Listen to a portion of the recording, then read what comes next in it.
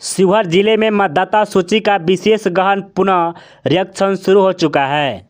जिला पदाधिकारी विवेक रंजन मैत्रेय ने बताया कि यह प्रक्रिया 20 वर्ष बाद दोबारा की जा रही है।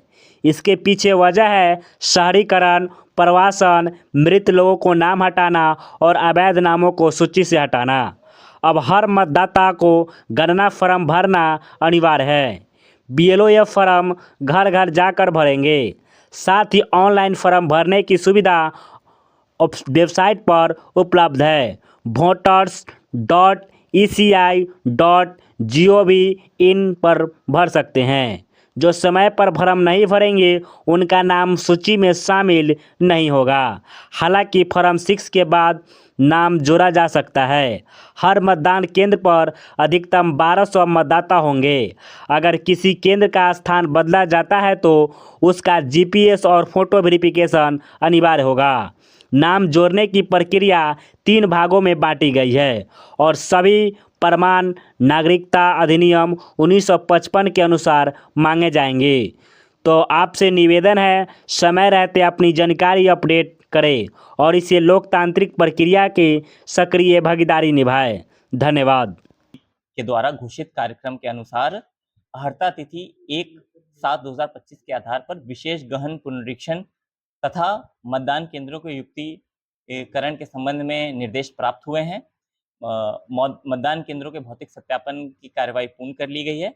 इनका प्रारूप प्रकाशन 30/6 को किया जाएगा और ये एक एक्सरसाइज है। दूसरा एक्सरसाइज है अर्हता तिथि 1/7/2025 के आधार पर विशेष गहन पुनरीक्षण का कार्यक्रम, जिसमें इसके तहत 25 जून 2025 के में मतदाता सूची में उपस्थित सभी इलेक्टर्स को pre filled enumeration form 2 page का घर घर जाके बीएलओ के माध्यम से उनको दिया जाएगा और उस इन्यूमरेशन के साथ कुछ आवश्यक दस्तावेज जमा करके इस मतदाता सूची को तैयार किया जाएगा। बीएलओ द्वारा सभी इलेक्टर्स को इस फॉर्म को भरने में सहायता उपलब्ध कराई जाएगी। तदुपरांत प्रत्येक निर्वाचक से भरा हुआ फॉर्म प्राप्त किया जाएगा। इस फॉर्म में क्या कहते हैं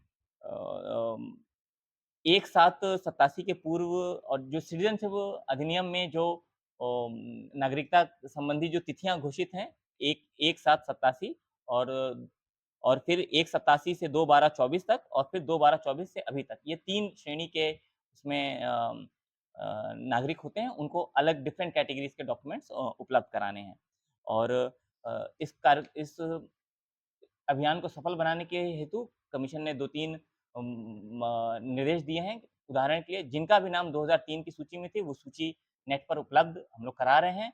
केवल अपना क्रमांक और पार्ट इंगित कर देंगे कि उनको कोई डॉक्यूमेंट देने की आवश्यकता नहीं होगी। तो इससे हम लोग 70 से 80% वोटर बहुत इजीली अपना इन्यूमरेशन फॉर्म जमा कर सकते हैं। किसी प्रकार की कोई कठिनाई नहीं होगी। शेष जो इलेक्टर्स रह जाएंगे उनको फॉर्म भरने की मदद करने के बीएलओ और उनके साथ बहुत सारे वॉलंटियर्स लगाए जाएंगे जो उनको फॉर्म भरने में मदद करेंगे और उसके बाद ड्राफ्ट सूची का प्रकाशन 1/8 मतदाता सूची का प्रारूप पब्लिश किया जाएगा। उस पर 1 माह तक दावा आपत्ति लिया जाएगा और किसी भी जो फॉर्म आया है उसको डिलीशन की प्रक्रिया बिना उनको व्यक्तिगत सुनवाई का अवसर प्रदान किए बिना नहीं डिलीशन किया जाएगा। तो ये एक सेफगार्ड है कि किसी प्रकार से कहीं भी डिलीशन अधिक संख्या में ना हो पाए। तो बीएलएस को इसके लिए माध्यम से ट्रेनिंग दिया जा रहा है और साथ ही बूथ लेवल एजेंट्स जो पॉलिटिकल पार्टीज के प्रतिनिधि होते हैं उनको भी आज ट्रेनिंग दिया जाएगा और वो भी उनके माध्यम से भी फॉर्म्स जमा कराए जा सकते हैं। और किसी भी प्रकार के अगर फैमिली ईआरओ के डिसीजन से असंतुष्ट होते हैं तो ईआरओ के डिसीजन के अगेंस्ट डीएम के यहाँ अपील कर सकते हैं और डीएम के ऑर्डर के अगेंस्ट सीओ बिहार के यहाँ अपील कर सकते हैं। तो एक बहुत अच्छा चेक एंड बैलेंस का सिस्टम पहले से ही इस व्यवस्था में रहा है, तो कहीं भी किसी प्रकार की कठिनाई हम लोग नहीं देख पा रहे हैं।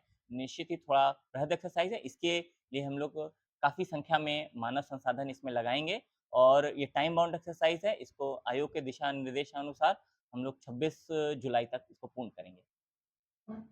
प्रकार से इसमें फॉर्म्स जमा करने की सुविधा है, विशेषकर ऑनलाइन सुविधा इसमें उपलब्ध कराई गई है। किसी कारणवश अभी वो घर पर नहीं है तो वह ऑनलाइन अपना फॉर्म स्वयं voters.eci.gov.in वेबसाइट से अपना डाउनलोड करके फॉर्म भर के साइन करके वहीं पे वापस अपलोड कर सकते हैं।